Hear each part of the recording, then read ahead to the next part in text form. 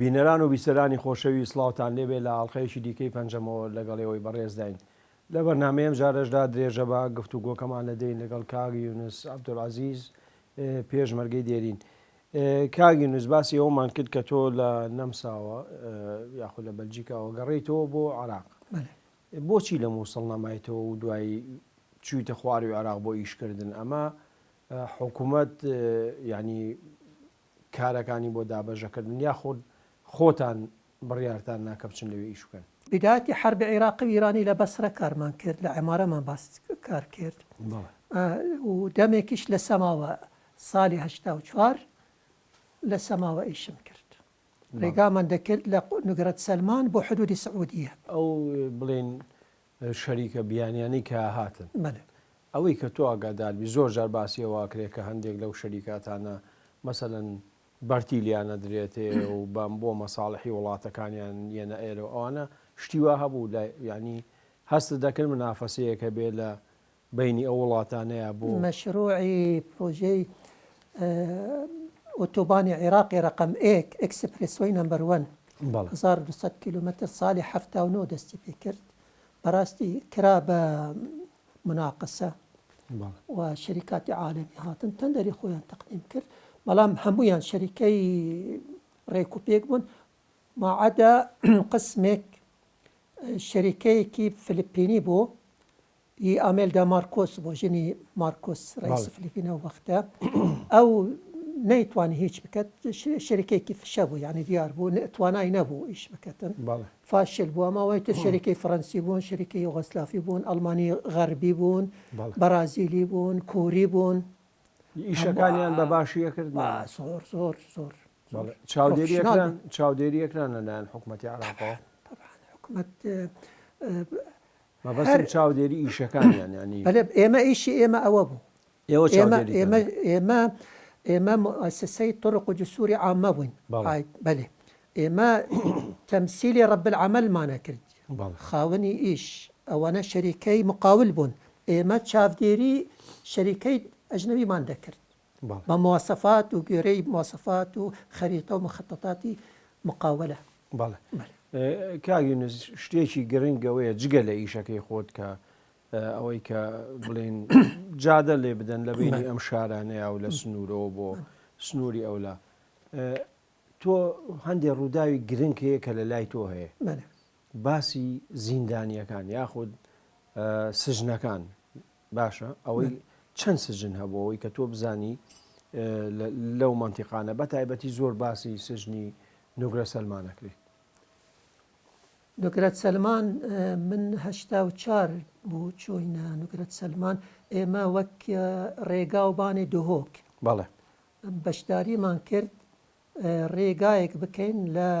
نوگرەت سەلمان بۆ حدودی سعودیە بۆ ڕەفحە 130 کیلومتر بوو. دوو ناحیەی عاید بە نوگرەت سەلمانە،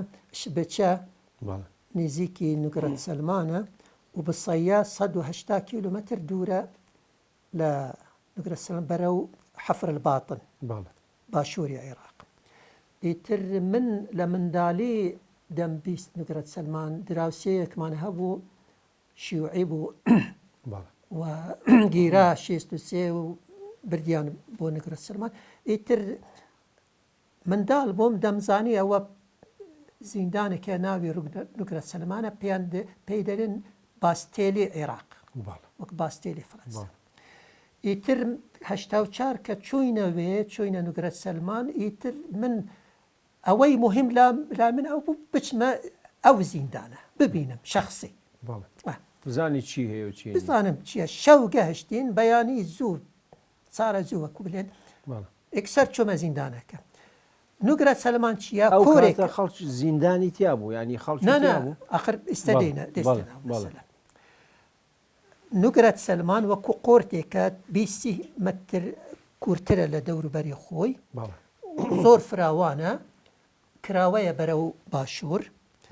لەوێ گڵۆب پاشا 1928 جەنەرالی بەریتانی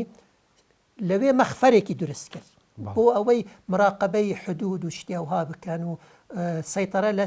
بەدووەکان بکەن. بەدوو خەلکی سەحرا پێ دەڵێن بەدوو بە عەرەبی.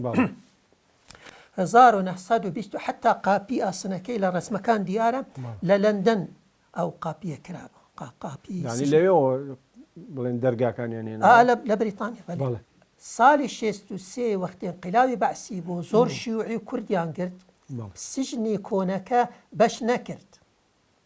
هەستیان تەوسیعیان کرد ئەوجا جەناحی مەلەکی هەبوو جەناحی جمهوریش هەبوو بەسش نەکرد من بەستە چییە جەناحی جمهوری يعني بینایەتی کۆن 1928 ئیمەنیشی دروستکرا گڵۆب پاشا درستی کرد بەڵێ ئەوەی نوێیەکە 63 ئەو جمهوری بۆ عهدی جمهوری درست ئەوە بوو مەسەلە من یەکسەر چۆمە سجنەکە چۆمە سجنی کۆن چۆمە ناو قاعەکان طبعا 1969 مەجلیسقای ثەورەی بەغدای بەعسیەکان ئەو زیندانانە دەری خست لە خزمەت بەڵام چۆڵ کرا بەڵام قەلعەیەکی زۆر گەورە لەسەر گردێکی بلند هەیە لە تۆزێک کیلۆمەترێک دوورە لە زیندانەکانی کۆن لەوێ قەلعەیەکی زۆر گەورەی لەوێ دروست کرد پاشان دێنە باسی قەلعەکە مهم من کە چۆمە ئەو زیندان چۆمە ناو قاعەکان لەسەر دیوارەکان بە کوردی بە عەرەبی هەرێکی شتێکی ناوی خۆی نووسیە یانجی شعرێکی نووسیە یانجی شتێکی حەماسی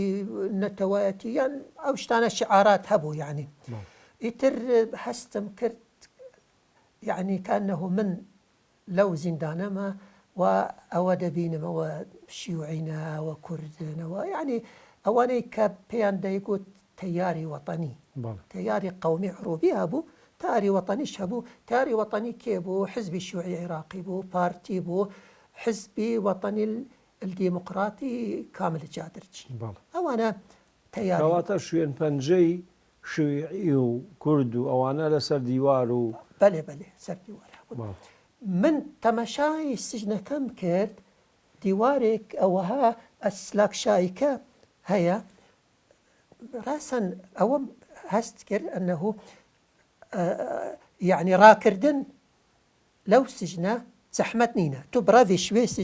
زينداني نب زحمته صدفة ولي هات نقرة سلمان خلقك لي هابو يعني بابو مركز قضاء عندك بيجاب صد مالك هابو البيري شخصك هاتنك ما جيه ما أذيكو أم مهندسيت كرد لي صلاف كرامة قلت أنا أبو جاسم بس أبو جاسم انتو اكراد من الشمال هين كردن خلكي ما قلتي تتشولكي قلتي اس تقاعدم اي ما قلتي تتشولكي قلتي اس سجان بو بله باسواني ويسجني سجن بله ما قلتي تو يعني تو هندك تشتازاني بو بيجي قلتي بشاركه اش قالك تشتازاني ما قلتي من تمشاكر يعني من ديت راكردن رافينش في زنداني نزحمته قلت يا شخص يبتني كوشياي برافيتن راكتن بيسجني كرد بو من جماعتكم ايه جماعته قلت تدفيت بزاني ما قلت اري والله ابي صحبتي بو مكان قلت تقولتي راكردن نب زحمته قلت جارك ايك رافي زيندانا قلت امجي ترسان شوين انك مديري ام ترسين دي يعني مع عقوبات ها قلت مديري كنا كاني قلت بخو عاجز نكن صبحي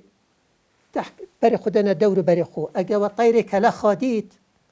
ديرفا بظنن او زنداني الويري مري شتيناش برسا وهرن بس دي جل كتوي بينن وهسي كتوي قلت فعلا بشتي روجا كي دروجان بريخدا والله طيرت هين قلت يام شون او زنداني يش برسا باتشاوي كفتي وقرقو ابدي طير طواله بس هستي كتوي وثمانية وجل كتوي اي باشا ما قلت ابي كرد قلت هين كرد قالك شارزانه وعاقله قلت ديار اوي بشافي بري خداي استيرا اوا روج هلاته اوا روج آوايه اوا باكوره و باشوره باشور كيروينايت چكي ديچتا ناف صحراي اويدي روج هلات جيب كيروينايتن ويت في ابيچتا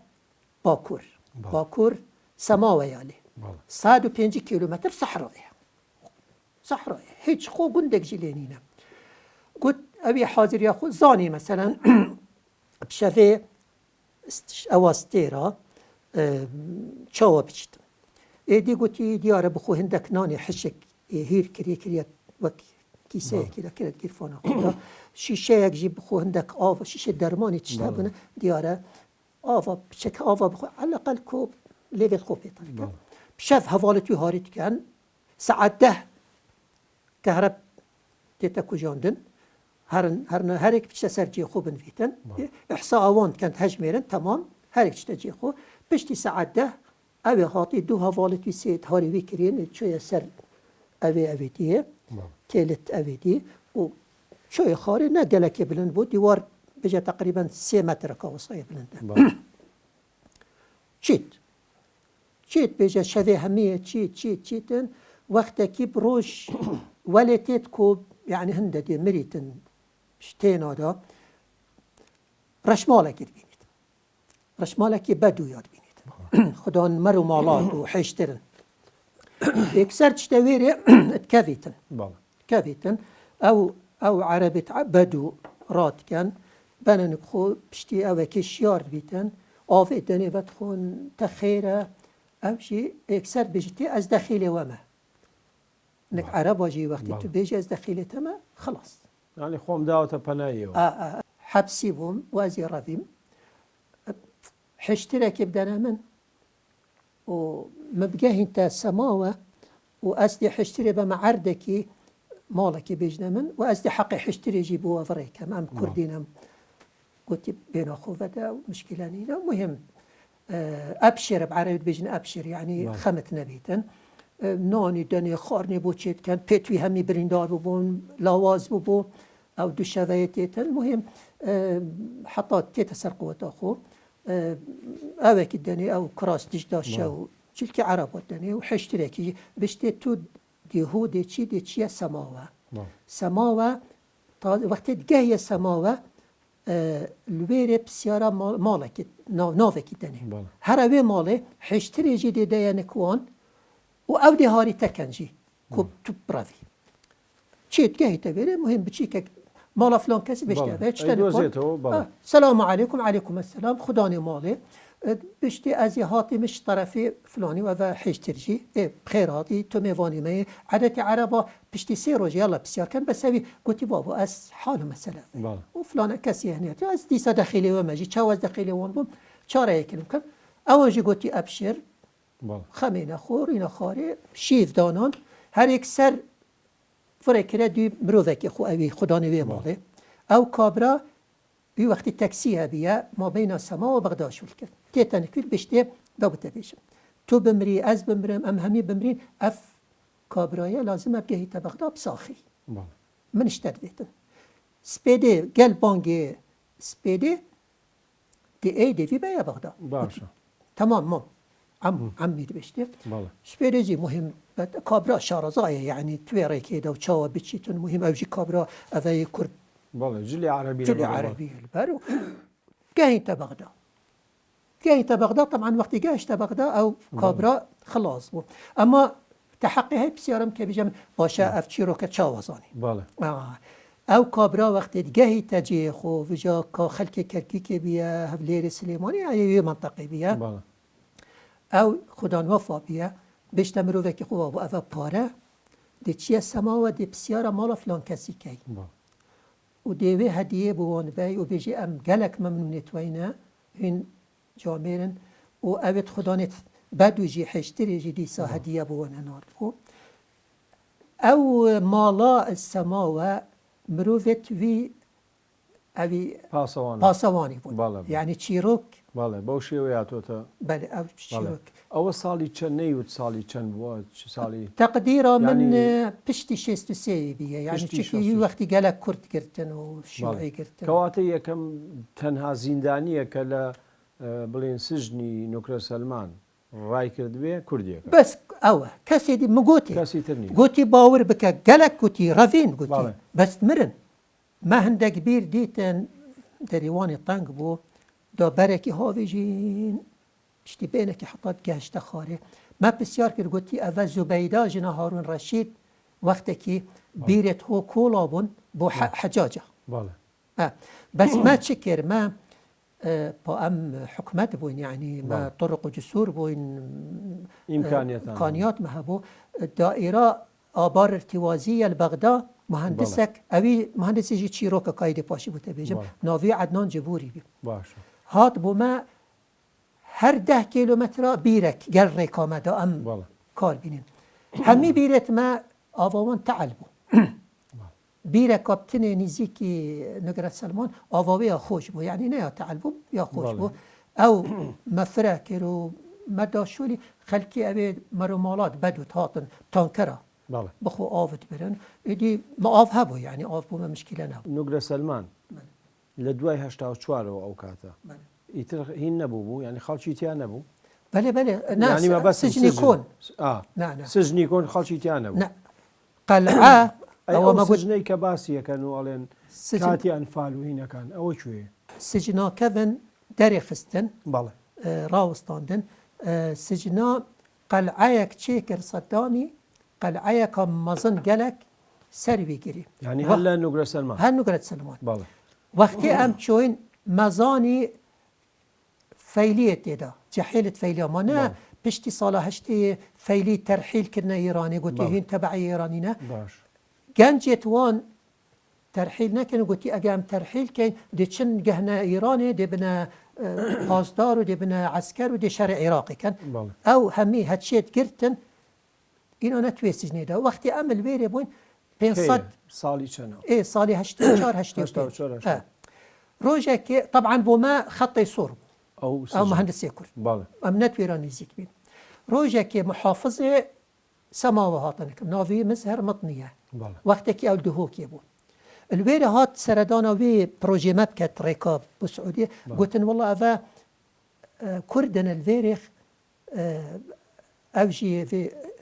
في الشوليت كان يكسر هاتنك ما صلاف كر انتم منين ما قلتي ام كردي دهوكي مهندس انتم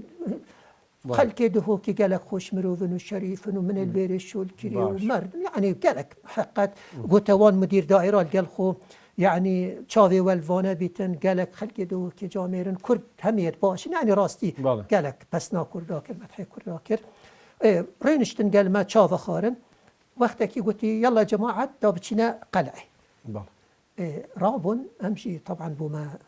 قد غاية ام نتشوين ام سي مهندس بوين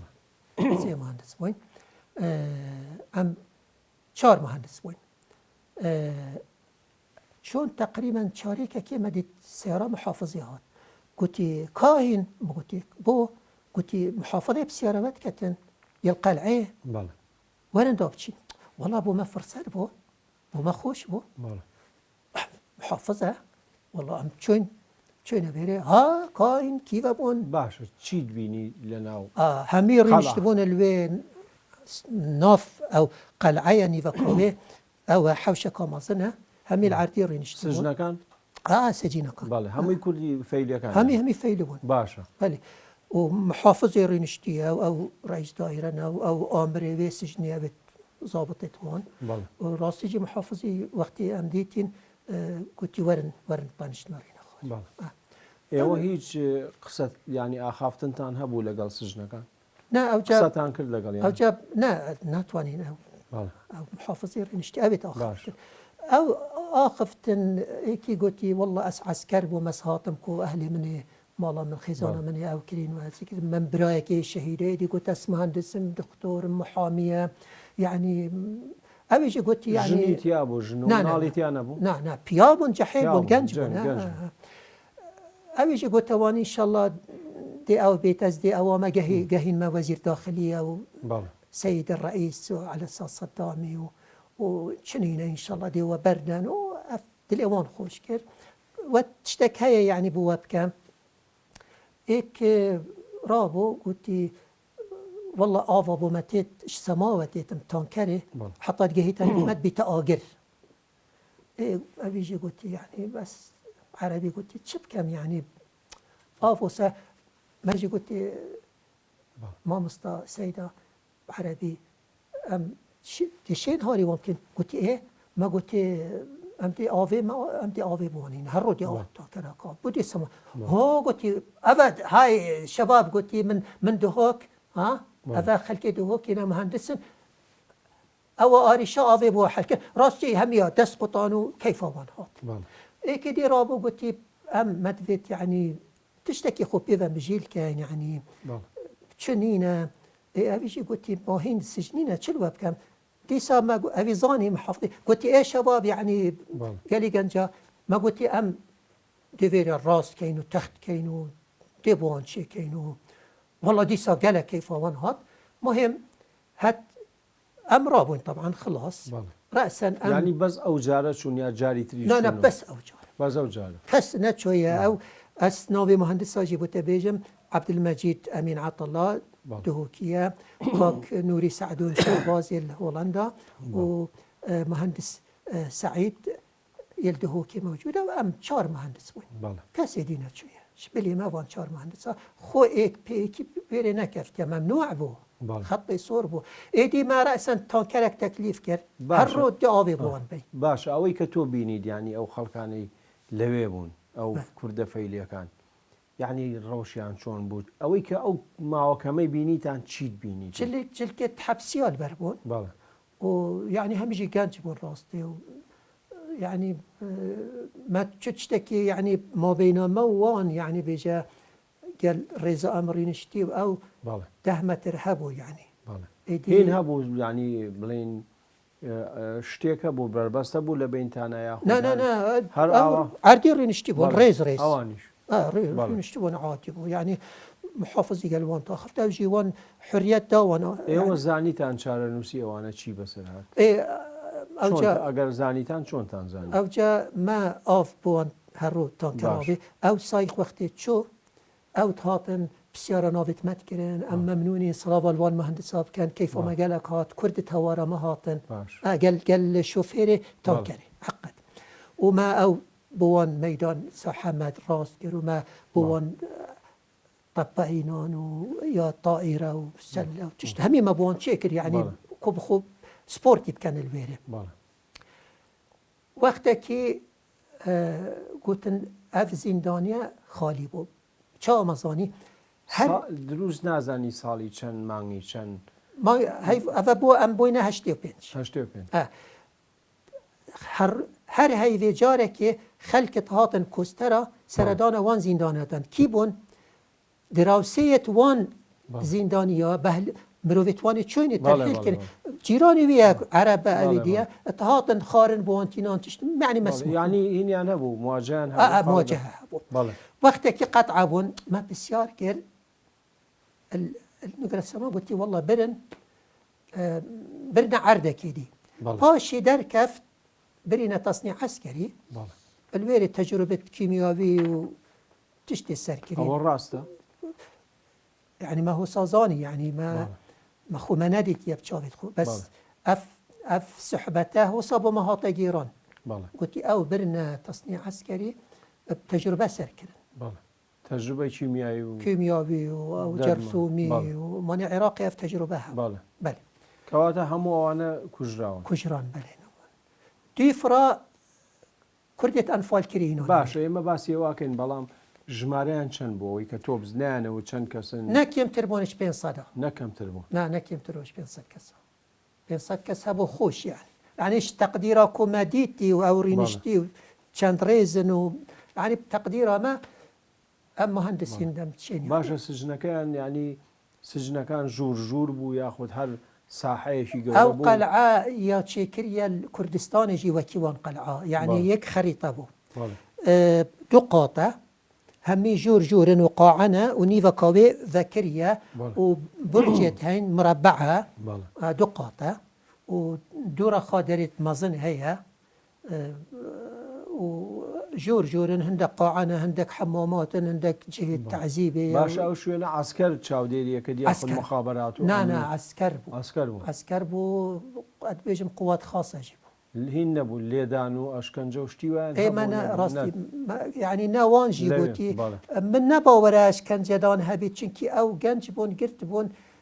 دياره وان يعني هزرا ويا كري كودي چاوا كوجن يان دي هەوجە نەبوو شکنجە بدەنەوە بکەن یان اعترافی بکەن چونکی چوو نەکریە و شکنجەدا اعترافێکی بکەن فەیلیە ئەهلیوی خێزانەوی تەرحیل کردی دەیک و باب و خوشک و برا و ئەوژی گەلێک شوان عسکەر بوون شۆلکردن مهندسە محامیە یعنی خەتاوان بتنێ ئەوە کۆ ئەو کوردن و فەیلیە هەم کوردە هەم شیعەیە هەم فەیلیە یعنی هەذا بوو خەتاوان جاما بۆ چێ شکنجەدان و پشتینگێکی هەرنی ئیبادە کردن زۆر باش ئێمە پشوێگەین و دوای درێژە بە قسەکانمان دووبارە سڵاو بە ڕێزان درێژە بە پەنجەمۆرە دەین لەگەڵ کاک یونس عەبدولعەزیز کاک یونس باسی ئەو سژنەت کرد کە کوردە فەیلەکانی تێدا دوای ئەوان خەڵکی تر هێنرایە ئەو شوێنە ئەوەی کە تۆ بزانی من یا بیست بێتت من ئەو وەختە گەڕا بوومە دوهۆک بە منیان گوت ئەنفال کران ینی بەڵێ ساڵی هەشتا و هەشت نەنا هەشتا و پێنج من هەشتا و شەش بداتی هەشتا و شەش من گەڕامەوە بەڵێ گوتیان پاشی کە من چۆن خەلک ئەنفال کراوەکانی هێنابوون بسەیە چییە ئەمە دێیە قەزایە ناحەیە چی لێوێکە ئاوا بۆ تۆ گرنگە و ینی چیرۆکی بسەیە چیە بسەیە 180 کیلومترە دیرەش نگرەت سەلمان بەرەف ڕۆژهەڵاتی باشوور حەفر الباتن باش دیارە ئەو وێرێ ئەو وەک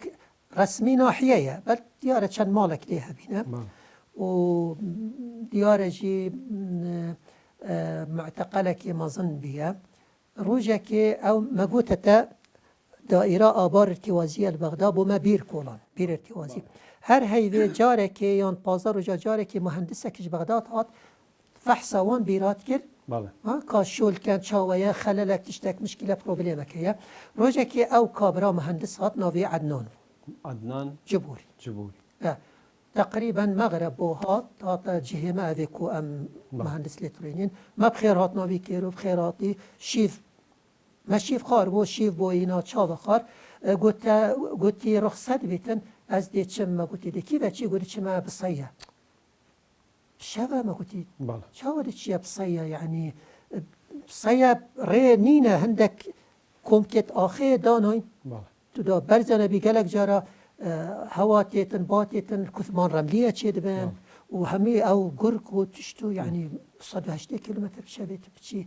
ما قلت أبتن شي أفما جي هاي وسبيدي زينوني سبيدي بخو وهرا قلت لازم أبتشم مشي قلت والله نابت بشي بعد لي ما قالك يا بابا قلت والله إلا تشم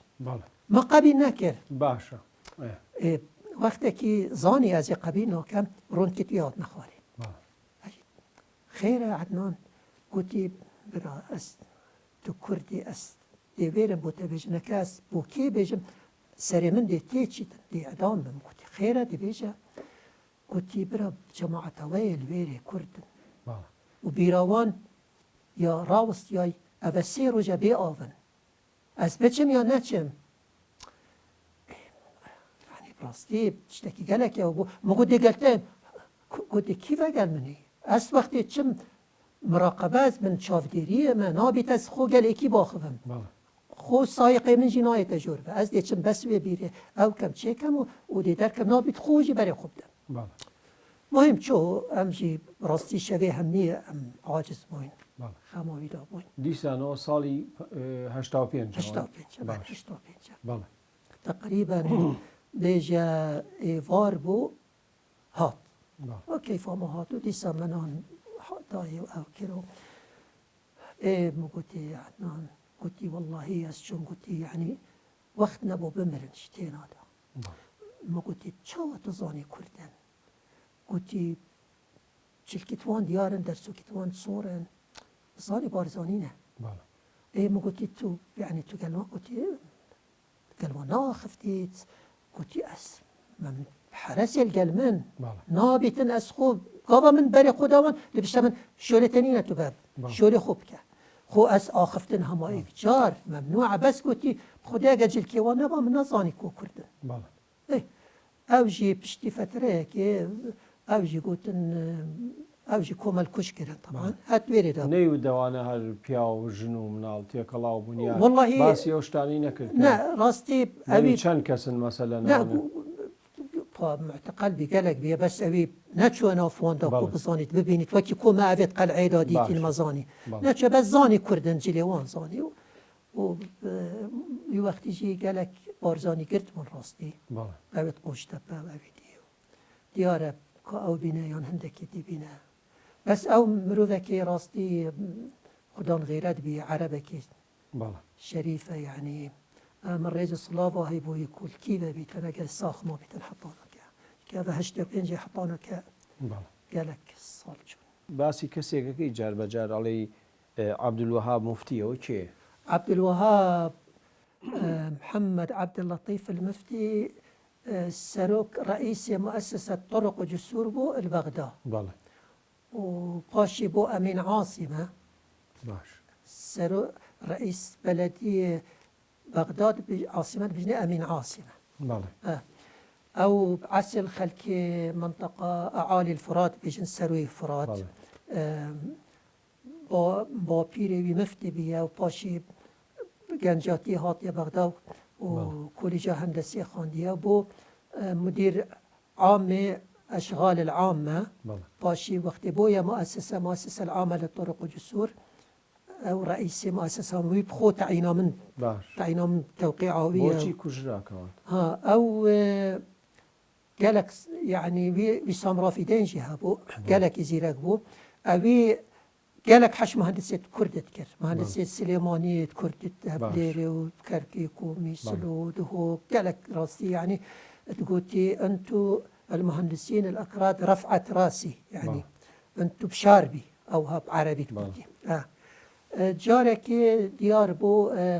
وقتی شری الجبهه او امین عاصمه بو بس اوی سرپرشتیارا گلک پروژکت مشروعیت مازند کرن یعنی وکیش ریکو چته وصا مهندسه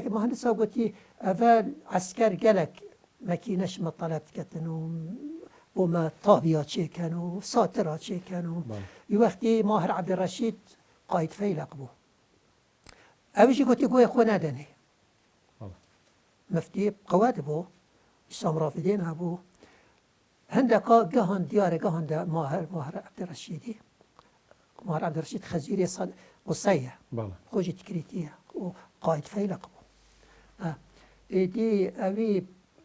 قلت يعني بلا خوجي فناكر كاتي الرابرين لشو بيتو؟ أسل دهوك يا بو لا دهوك بله باشداري تانكر نكر يعني والله باشداري مبخو بشداري وصم باشر نكر بس با كيفا مهات وخلق راب وامر جيان سرشارع باش اي دواوي كحكومتي هريم دروز بيتو اوانا بلام تو يتر جارك يتر سيقا وبروا دروزا كيتو لاي بارتي وتنالا دات كان با سروكي شارواني دوهوك او چون او دواي او همو سالو دابرانا جارك يتر يعني خوب يعني همي خلقك كردستاني وهي بحياته خوجي روجك بارتي نبويا روجك نتشويا سري وديسا بلو أبدية ورقتي بلكي بويتا وزير جي برلمانتار جي ما بس ما ويكتو يعني هل وكو كسكي سربخو شو ياخذ نعم هيونديت الدوبة حزب ام كفن ام زفري نفسر او خو جاركاتي زفنا سر بونديت خو متنياسين مثلا وقتی هاتنا خاري هم چينه نكوان مثلا هاتنا خاري كاك فاصله فتي همني متنياسين شخصي يعني وانا متنياسين برسياري كتير هي يعني اول شهر بيوندي تو ديار كومال كتابت هي وبيروديت هي وورجيرانت هي وامانه یەکێ لەو کارە گرنگانەی تۆ کە کردوتە هەرچەنە بۆ زمانی عەرەبیە بەڵام عەرەبیش خۆ بێت تێبگەن لە ئێمە لە قازیای کورد مولەر مەسەلەی ئەوە چۆن بوو چۆن ناسیت و چۆن بڕیارەتدا ئەو کتێبە بکەی بە عەرەبیەوەی لە ڕۆژهەڵاتی گەڕگرتوودا کە وەختی خۆی بە ئەڵمانی نووسیوتی بەڵام ئەمێ بزانم چۆن پەیوەندی دروست بوو ساڵی 92 بۆ مانگی 8 بۆ كمال كركوكي مسؤولي لقائك بو ما بيوندي هبو يعني هفال بوي بيوندي كرب تلفون عردي بوي وقتي وتفدو ميفانت منت هين ألمانيا هاتين من نبت بشنا أوتيلي دي بشاف ميوانيتا من سبيدي بمكتب سياسي باش إدي هاتن جيبو من أبدي تشيبو إكشوان كاك طارق أكريه بو وأفالا ميكو دنيا سين أبيجي قلتي من أظاني كوام دينا نكتا يديجي نافي ليب فيرت بو جير هارت ليب فيرت أمرين اشتين مشيف خار أبدي وبتشاف خار بو صحبات من قلت ما يعني راستي ما بروبليم قال ألمانيا نينا يعني وكيكو فرنسا وبريطانيا وروسيا وأمريكا يعني شنجارة غدر المكري سايكس بيكو كيف هات دست هاويتا جانتاخو كتابك دامن in the burning orient بإنجليزي في الشرق الملتهب قلت أبا رئيسي من ميلاري تشيكري ماشي بري خداي من دونا ويري سبيري من برنا مكتب سياسي نصيف صلاح الدين والويري من صلاف كده هندك برادراو والصفري مفتوحوكي أو بشتي حفتيكي هات نفدهوك جارة قديمة وانت من توي حفتي دا وكتاب خان قال كيفو من بيات وقتی هاتی من گویی چید بیت از ترجمه کم اویجی کیفاویات گویی نامه که بنویسه بو میلاری من به انگلیسی نامه نویسیم گویی اسم دویتو ایش پی خوش بود پی خوش بود جواب من دا دوینه سالا نوتو دویه اسم ممنونه مو به انگلیسی نامه جی منت بشتا کتابی دا منت اینا خاری منت ترجمه جي كرين بله او تليره نامكان يشتن او مكتبك او كتابك بله اماج نامكان ميلر بوتا بو من كس ميلري قال كسب نامن ننفسينا شار نامه بو من نفسين بله من بو نفسي بو من نفسي سي جارا جي من ديتي باشا نوتو شار من باسي او ديدارانه ما بوكي بله تو او كتابك او هي او اخوانينو بلام لدروي كتابك بله تو هیچ کاتی لیت پرسی او وقتی که آوان آخر او دو جار سردانی کردستانی کردووە ساڵی 36 وانی 36 کە هاتووە شێخ مححمود و ئەوانی بینیوە هیچی پێوتی ینی لە دەرەوەی ئەو کتێبەی کە نووسیوێتی باسی چیان کردووە مەسەلەن لەسەر کەسایەتی شێخ مححموود چی ئەوت او من بسيارة كير قلتي أبي طبعا الشيخ محمود بغدادي بواسطة دكتورك جي بينتن ونياصيتن الشيخ محمود جي ديارة بحثي خود كت وشورشيت كت وإنجليزي تشكريه وشنكريه الشيخ محمود ويفرد كتا كردستاني تيتا كردستاني منطقة بشتر أوجي طبعا صانت أفا كركيك دايت شون كركيك أفا نفطة هي شركة اي بي سي بريطاني نفتت انت داري وأفا كتابك شي نسيوه وانيا؟ بلي أو كتابة أفا أفا أف كتابة سي وحفتة شكر أفا يكمل بس أفدانه يا ماي همي دنياي ميلاري بخو بقرية دايا من قلت من أفي لازيدا ما تبقر بس أفدانه يا ماي قلت من بالي بألمانيا ألمانيا كونه خط في غوثيكا لا حرف لاتيني أبد في أبو بصفرين بو كوريبي ميلار أمريخ وديكر طبعا باش إدي أو وقت الظفري تا ألمانيا صالة سيو حفتي في كتابي باش وقتی بیتشر جهانی دوام او ضابط هوالگیری بول اسطنبولی میلر سالا 42 صفری تف برلين صفری تف مقر قيادة هتلري الويري او بسيارة هفالك خود كد بيجت شهيات شنينة بيجت والله وضعي ما خرابة وما بترول منينة حتى تشوفونا باكو جي تشوفوا اتحاد سوفيتي باكو جي كتبون بس نشان نفط الويري بينن ذكي شويري ايدي او تقريرا كتنفسيت بو قيادية باسي نوتي كردستان نفطو ابيتي وابجي بيشتي از دي شم ام بچين كردا ام بيجني دي دولتي بو تشيكن هيجي نفط بدنا بس باره نب بي باره بلام او وتي يعني باسي اوي بو تەنها مەسەلە نەوتەکە بوو ئەوانی ژیانی وەکو ئینگلیز نەوتەکە بەرن بۆ خۆیان یاخود بەڕاستی هینی دەوڵەتی کوردیان هەبووە یعنی بڕیارێکە بووە خواستێکە بووە کە دەوڵەت بۆ کورد دروستکەن مەسەلەکە نەوتە تشتێکی بۆ تەبێژم ئەم ئەگە بەحسی میلەری بکەین ڕاستی و درستی یعنی بقەناعەت وش دلێکی ناخێکی پاکش ئەبیت حقت بيد فيها يعني دولتا كردي چه ببيتن و امشي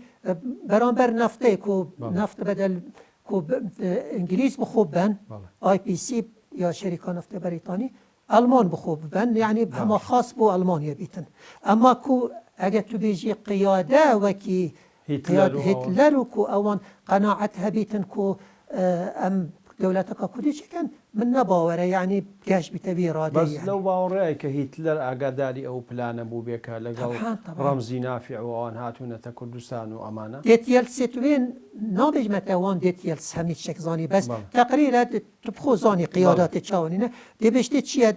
تقريرا تشي ناخيني تميه مستشاري ويا دي بشتي رابشكاري ويا هذا هو نقطة نقطة يعني اقداري او هنا بو اقدار بي اويجي قلتي اوكي بله يعني او السوزاداي لايت السوزاداي بله تثبت كم باشك اگر يعني اوي بلين او كردو سربازي كرديان لقال رمزي نافع وهاتن بفرشوت خوان الله اخواره ولا كردستان وامانه لا لا كردستان قرارو بين اوي بلان بهلا دابزين فيل يعني لي كردون او فيل ديار او بيلارد بيجت كتاب خود بيجت دست انجليزي هبيه لو او في مساله جيرو كرن نهي لان طيران مفروضه هيواسي 4 رابطن دنيا فينك ويخت الكردستاني او هيواشش بله هيواشش جهنم وانا بيتشل شلوتينج بدل كل شمال شرقي هبلير دابزينن المثل روش آوای دیجله دابزاندن هرکین نک اسکی موصل بلان پالوانی سرچی او ایشا دیار رمزی نافعه نه رئیس کاپتن رئیس ویب اپراسیون میلره دو افسرت آلمان قلبون بس او بي بل الرمزي نالت ها نشن بي دليلك القلوان بيت كرد بيت يا كرد بيت وخلكي منطقة هفليري بيتن في منطقة بيتن وعربي بزانيتن وكردي بزانيتن وألماني بزانيتن وإنجليزي بزانيتن أفتشت همي هبينت رمزي دا رمزي وقت الاسطنبول يدخل لسر كسياتي شي جرينجي كتو لنزيكا وياخذ دراسة تنبوعيش دكتور نافع نافع أقراوي بلينيا أكري أكري خوي وايا وانيا نافع أيوب فيض الله أكري أصلي أفغان جا من ميز لسر أو أصلي أفغان أو أنا براستي خلشي أفغانستان لا أصلا شلون هاتو نتيجة أس بنجي و نشستو چند باز شو من كوانا أكري مز بتشيكم يعني يو وقتي معدتها بو بشتي كودتايا تموز يا عبد الكريم قاسمي مع علم جمهورية العراق همي مولاها بود تصوير عبد الكريم قاسمي هبو كردا تصوير ملا مصطفى دانان اوان علم جديد طنشت علم عراق دانا بو مشي قلت رحمتي نافعي افا علم عراق افا قلت افا علم ما يم قلت شيا علم ما كردا هي قلت انا علم ام افغانين بعسل افا علم افغانستان بله كواتا اوان باصل خلشي افغانستان بله نه بس او چند عائله شلون قشتونه تظني خلكي افغانستاني باكستاني مريدة الشيخ عبد القادر جيلاني والله مقدوية بغداد والله نفي عبد العزيز جيلاني يل آكره مرقده وجاء وقتها خاطن شون بغداد البغداد اين مثل مرقده نبي يونسي عندك بيغمبر ديجيت هين والسرقه خد خاطنا آكره مرقده الشيخ عبد العزيز جيلاني نفي عبد القادر جيلاني وشوية باش ديارات هاطن او چند عائله ما يقولين آكره خوشه ورحته وشولي هاي يجه داماينو نتشونه بلا مواني دعاية البوبون بكرد يعني بله كردن يعني او يعني زمان وشتيان نما كردن نوكا مثلا عندك المحافظة الدهوكي باريزغا دهوكي اصلي وان عربن بس كرد هستوي تبيجي نوكا تبصفري بي عرب لا والله تبيجي تاس كرد اي لسروي كايا او براسي اندامي اخوانا كان بو اخوان المسلمين تظاني يو وقتي ام همي كرد يعني كردي ما حشت نفيجات كاتو ديانات كاتو اوجي طبعا وكي جنجك يتشوي نفيجو اويدي وروجي اخوانا دفيا كرداب كيش نخو كيزان كرد زيرك خدان ايمان وعقيده اوجي فتره كي يعني حتى بي حسي انه افا حش او غايتك وانا هيت تهزرا خودا عروبينه كراسك اسلاميه البر بس وكي دي هزرة بداخله وينتبيه وقتی نافع رحمة خودی لی بیتزانی واز لی هنا يعني بطال كده مثلا بله هی لسه کشتنکی زنده چیه کشتی و چی والله اسبرا يا من مخابرات عراقي كشت مخابرات اي وقت قالك مخابرات عمليات كما دانيال ماتيرانجي مانا تيرور كده هولی تیرور کرده ایشان داره او جي عينا شميسل تادا تشتهبليره دوبيت هاتن حتى كلاكل بيره الشوفير جينا وبري هنجي بحفتيه كانك من بالمال دهوكي بله مقوتي بابا توفان هندري كتشتات شي او دجاتی حزب کردی کانی ناکرد لا نه لا والله كردك باقش بو يعني أديب بو شاعر بو رومان نفيس بو حقوقي بو شمالك كرد برورن نیشتیمان پرورن بسمامت بيشمرجت كيفن خوش رجع أولي يعني بسمامي زۆر باشە کە گوێنج لێرە بەڕاستی کۆیتر کاتەکەمان بەداخەوە کۆتایی هات زیبەت